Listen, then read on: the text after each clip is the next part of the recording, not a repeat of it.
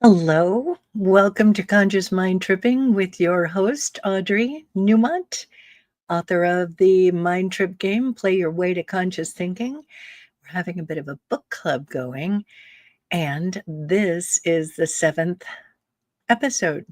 And we're going to be doing a lot of conversation around feelings. What is actually powering the navigational system? So I'm reading, and you can read along with me, or you can just listen. It's all good. Dive in. So, feelings powering the navigational system. Remember the navigation system with intention, attention, and perception? Feelings are what bring all of that into action. In order to know more about how that happens, it's important to know how emotions and feelings create within and without the body, outside of the body. I appreciate the information that heartmath.org has to say on the subject. And instead of giving you my version, here's a few quotes for you. Research at the HeartMath Institute has shown that one of the most powerful factors that affect our heart's changing rhythm is our feelings and emotions. In general, emotional stress, including emotions such as anger, frustration, and anxiety, give rise to heart rhythm patterns that appear irregular and erratic. The HRV waveform looks like a series of uneven, jagged peaks. An example is shown in the figure below, which you'll have to look at. Scientists call this an incoherent heart rhythm pattern. Physiologically, this pattern indicates that the signals produced by the two branches of the ANS automatic nervous system are out of sync with each other. This can be likened to driving a car with one foot on the gas pedal, the sympathetic nervous system, and the other on the brake, the parasympathetic nervous system, at the same time. This creates a jerky ride, burns more gas, and isn't great for your car either.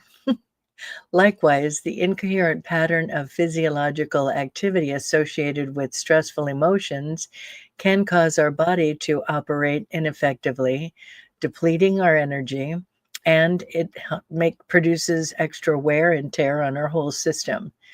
This is especially true if stress and negative emotions are prolonged or experienced often. I love how they brought in the car analogy for me. In contrast, positive emotions send a very different signal throughout our body. When we experience uplifting emotions such as appreciation, joy, care, and love, our heart rhythm patterns become highly ordered, looking like a smooth, harmonious wave.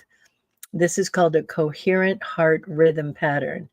When we are generating a coherent heart rhythm, the activity in the two branches of the NS is synchronized and the body's systems operate with increased efficiency and harmony.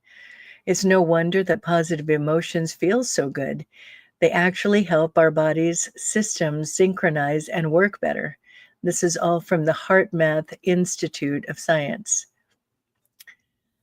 There are so many other sources that have been added to my inner library of information on the subject.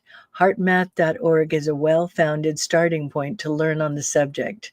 They make it interesting, easy to understand, and they offer solutions for optimal heart health. I also like that they incorporate helping the global community through synchronized care focus. It's a form of intentional prayer. So let's learn a little about your smart heart. Let's get to the greatest part of you, your physical heart. And it's really important to understand in your body, this is it. It's number one. So your heart produces electromagnetic energy every second. That energy or vibration talks to the trillions of cells that make up you. Each one of those cells is intelligent, and science now knows that each cell is basically its own little universe of energy. It reacts to the energy that your heart puts out.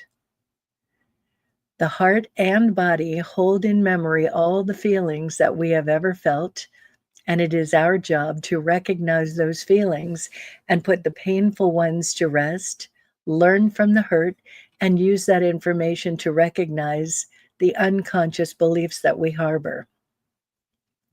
The heart has a continual conversation going with the mind and brain. We perceive something, it triggers a thought that brings about a feeling, and we go about around the loop all day with either in eternal harmony or discord. Your heart has its own brain, and when the head brain is connected with the heart brain, all kinds of magical things happen. I want to get into that brain bit up for just an extra second here. In the 90s, they discovered that in your heart, there is a little grouping of neurons that make up a little brain in your heart. I don't think we learned that in school, and I think it's important to understand that piece. So why is this all so important? That conversation that your heart, mind, and body are having is creating your life. The feelings of love will attract more love to your life. The feeling of appreciation will help develop more abundance and success, and the level of happiness that you will manifest. Feelings can literally generate the health of your body. Absolutely true. So there's a picture of my little stick figure, and it's literally describing when your heart and your mind, your brain are in alignment. Feelings are the power behind thoughts. Emotions put thoughts into motion. So think of motion. Emotions put thoughts into motion. When your brain and your heart brain are in alignment, you are sending out a wave of energy that is clear. So you keep your thoughts on your conscious intention. And here is some couple of quotes from Greg Braden. We're simply reminded that the stuff that underlies all of creation is a malleable essence that reflects what we feel. So, what we choose to create, we must first feel as a reality. If we can feel it in our hearts, not just think it, but also really feel it, then it's possible in our lives. Also, in addition to pumping the blood of life within our bodies, we may think of the heart as a belief to matter translator. It converts the perceptions of our experiences, beliefs, and imagination into the coded language of waves that communicate with the world beyond our bodies. Again, that's Greg Braden. Our heart and mind are talking to the intelligent universe. Think about that. It's such an intelligent energy field that it responds to you. It does not discern the difference between what you do want and what you don't want. It's just always saying yes. The universe is always saying yes. I have to say, this bit of information was another one of the most important discoveries in my transformational journey.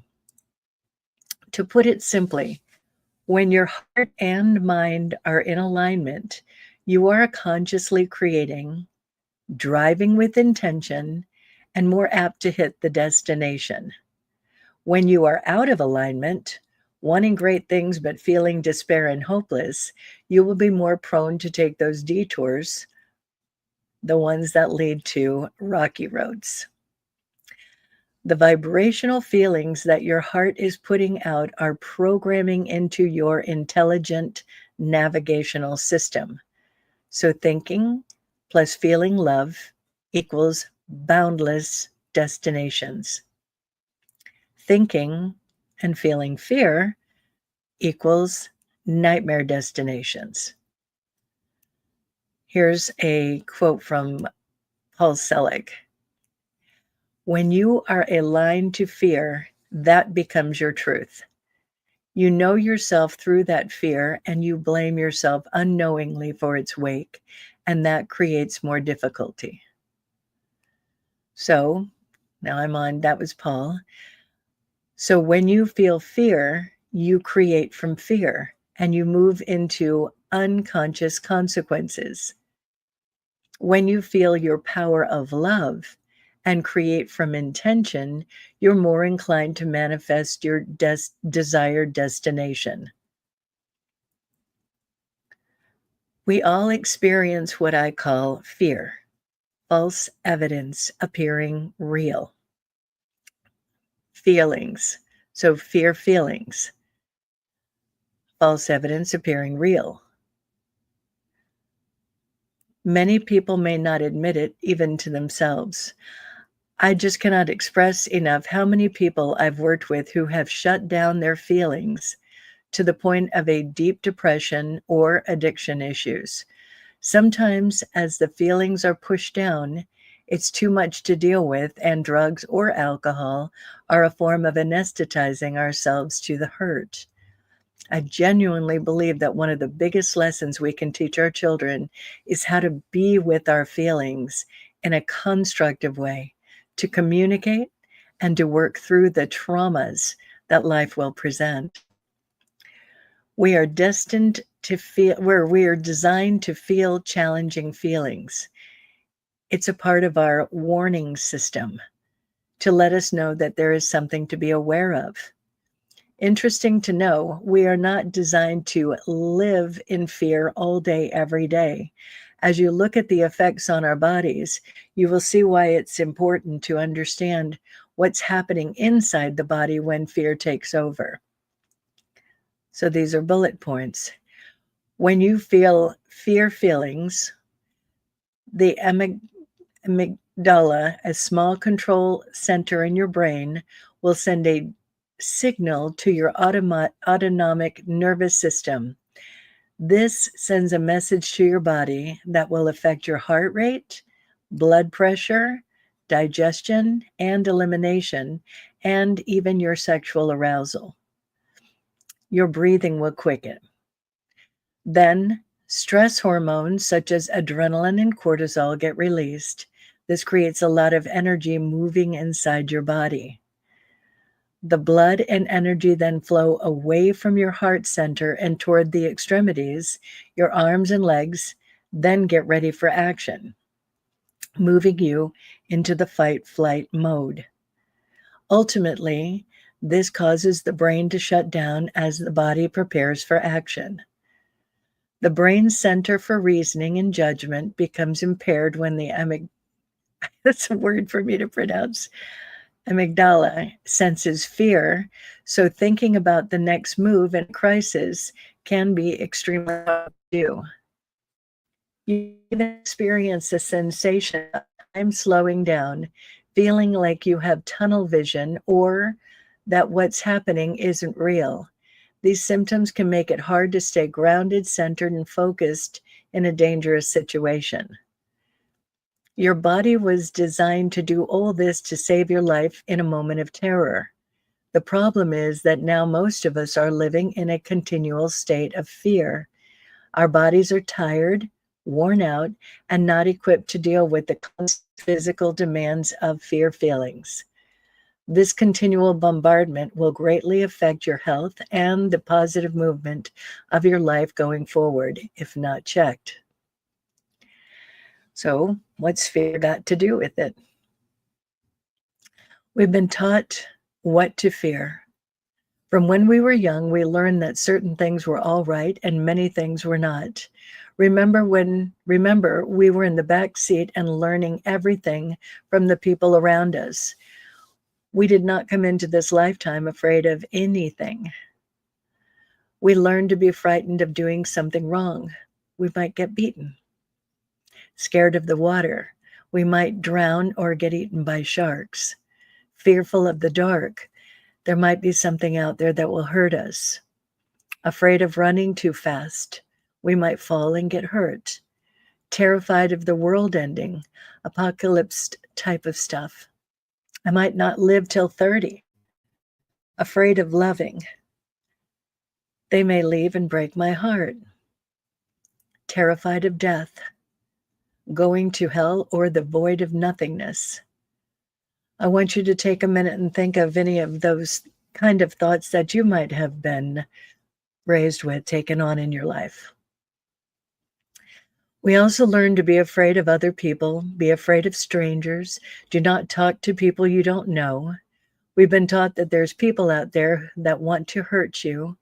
On the other end of the spectrum, we've also been taught that there are people out there to help you and that you should trust them and follow blindly. Then, when that trust is blown, it turns into a whole new level of fear feelings. This is a process of checking all our beliefs about everything.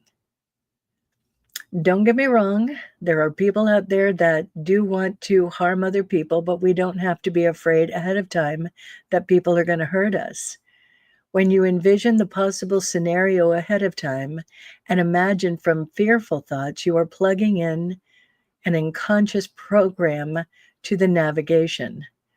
When you imagine a positive outcome and then you set an intentional preset program, this will help you to circumvent the unconscious fight, flight, or freeze.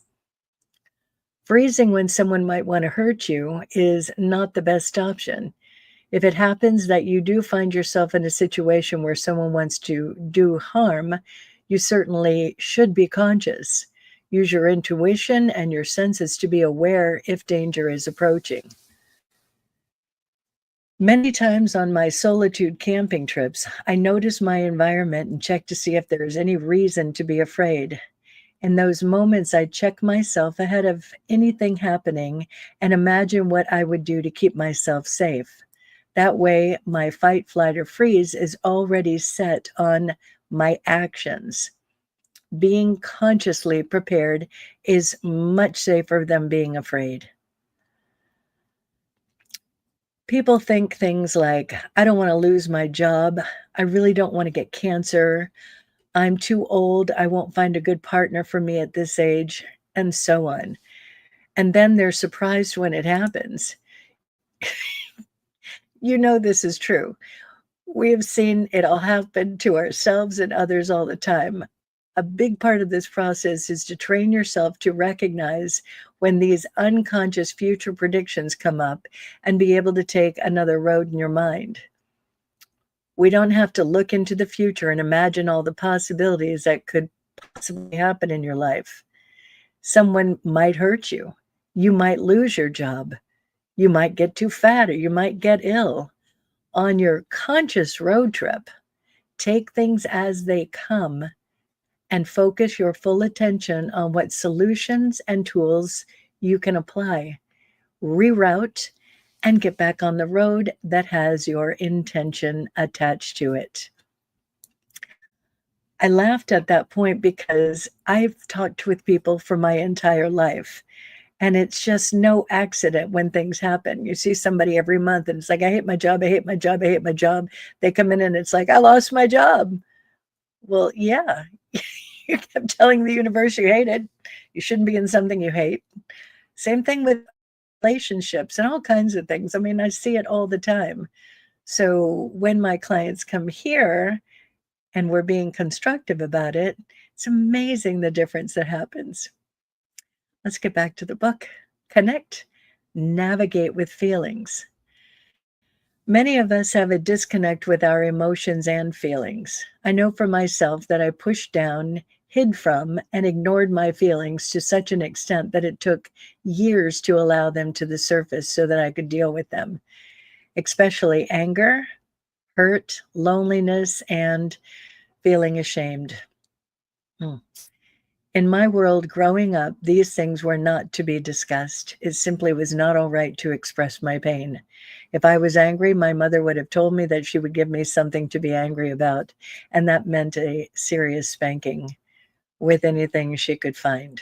A belt or a wooden spoon was common. So I learned how to silence myself. Remember, my mother also had her own beliefs on how to raise kids. I don't blame her at this point or hold on to the feelings that her behavior caused. More about how to let go of those things coming up in the timeline and the victimization loop, two more tools that are coming up pretty soon. When I was training to become a practitioner at Agape, I had a situation that made me incredibly angry. And because of my lack of communication skills, I just didn't say anything to the person that I was angry with. I had a strong belief that I would deal with it myself, usually by ignoring the offending behavior. Many times I would just let go of a relationship instead of dealing with the issue. Honestly, this is by far one of the most common challenges that clients deal with. Thank goodness for the guidance of the practitioner I was working with at the time. When I shared the story with her, she gave me the guidance that I needed to shift my perception and thinking so that I could find a way to work through my anger. In the session, I told her that I knew I should not be angry, that I should perceive it differently and move into an alignment with just forgiving the situation and letting it go. She said quite the opposite. She said that it was all right to feel angry, and it's what you do when you're angry that is important. Then she shared some ideas that were new to me and some tools to use so that I could proceed through anger. I believe that this was the first time in my life that I ever knew that it was all right to have those kinds of feelings and be able to address them with another person. This was the first time I felt the permission to be angry. I could give my anger a voice and let go of being the victim to other people's behavior. Let's take a minute here to specifically talk about anger. Anger is one of the few feelings that can be on the fear and the power side. The trick is to make sure that you're coming from a righteous anger instead of a victim anger. Victim anger is being at the effect of someone or something, and you have no power to change it. Righteous anger is understanding that you have been the effect of something or someone. You recognize it and are now using that energy of anger to change the circumstances. You're taking constructive action to overcome the challenge. And much of the time, using effective communication can help with this. Allow for your challenging feelings. Bring them up slowly and with compassion and understanding. Pay attention to them. You are working through the challenge so that you can own your power on the other side. When you are feeling what I call fear feelings, they are your guide, literally. Think of your fear like you're getting a call from your ego, the kid in the back seat, saying, hey, you have an old program running here. Time to hit the brakes, go through the and input a new belief system. This part of the game is learning how to be with your feelings in a way that is constructive, not destructive. Allow your feelings to lead the way. They are a large part of your greatest strength. Your feelings will take you far, and your thinking will take you far, and your feelings will take you even further. Your feelings move your token around the board. So which of the following feelings do you spend most of your time in? The fear feelings, which are false evidence appearing real, being frustrated, embarrassed, uneasy, worried, terrified, nervous, panicky, jittery, horrified, anxious, lonely, suspicious, apprehensive, frightened, jealous, unnerved, exasperated, hostile, bitter, pessimistic, lonely, resentful, disgusted, annoyed, disappointed, ashamed, overwhelmed, discouraged, rage, apathetic, depressed, and grief. Life of vibrant evolution, love. This side, the feelings are appreciation, loving, joy, grateful, happy, delighted, blissful, confident, optimistic, excited, inspired, energetic, enthusiastic, interested, upbeat, peaceful, exuberant, giddy, eager, animated, playful, passionate, invigorated, energized, peaceful. I must like peaceful. I've said it twice now. Content, relaxed, secure, composed, relieved, comfortable, and calm. That calm is a big, big deal. Calm is a choice. Ideally, most of us would like to go from being anxious to happy, from angry to loving, or from sad to delighted. For most of us, this isn't what happens. It's just too big of a jump, especially if we have been in those intense, hard feelings for a long time. One option that we have the power to do is to choose calm. That is at the bottom of the chart on the love side for a reason. It's the ground floor and a good starting point to go up the emotional ladder of feeling better. Calm is always a choice. Always. Important to get that. That's why it's in bold. At times, it's not an easy thing to do.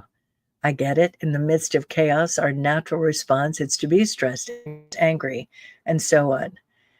This is one of the most important things that I will say in this book.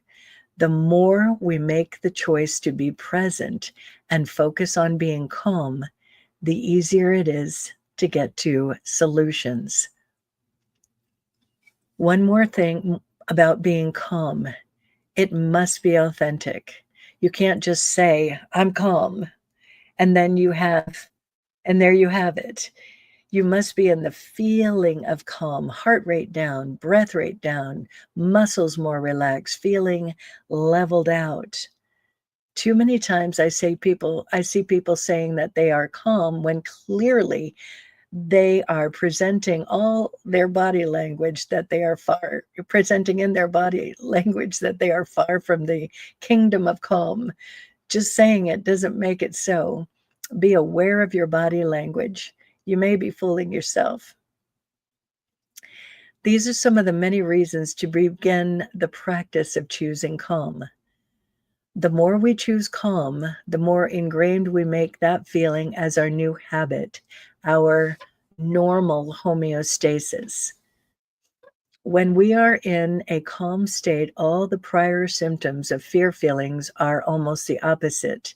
We have much more control over our body and brain. When you are calm, it will help reduce the stress hormone known as cortisol. When you are authentically calm, your heart rate and breathing will slow down in response. The energy flows to the center of your body and you become more grounded, centered, and focused.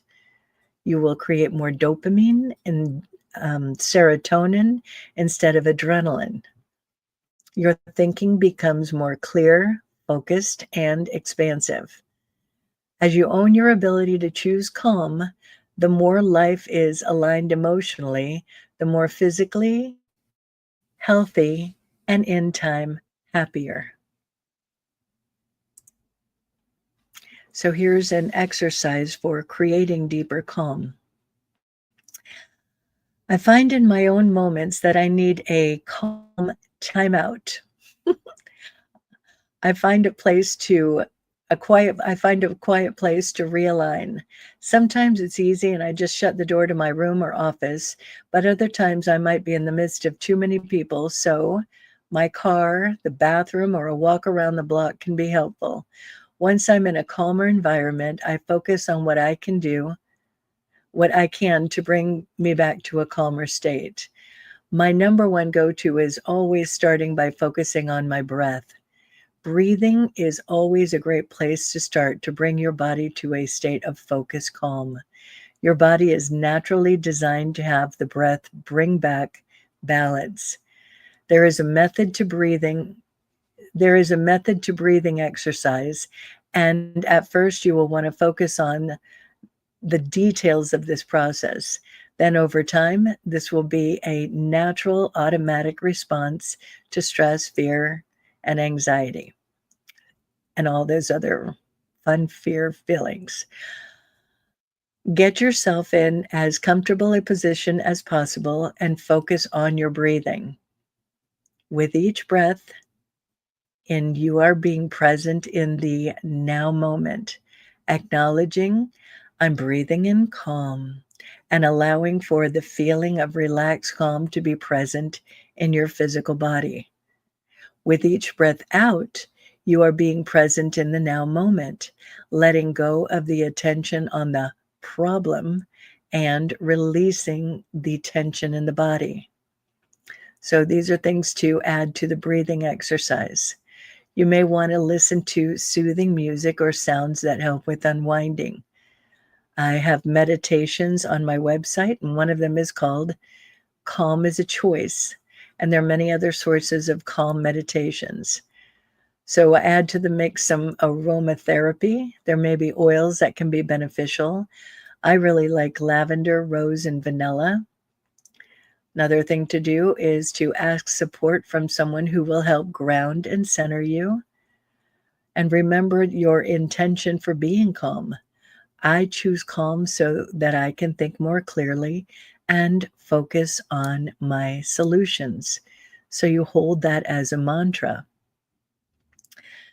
And this is a quote by Dr. Bruce Lipton.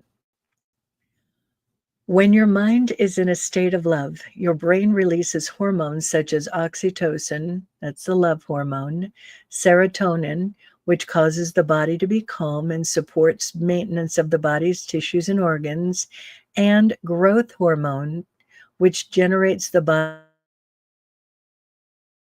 body's structures. In contrast, when your mind is in fear, the brain releases a completely different set of hormones into the blood and profoundly changes the fate of the cells and the body. The stress hormone, cortisol, shuts down growth and invests the body's energy into protection. It also shuts off the immune system to conserve energy for flight and fight.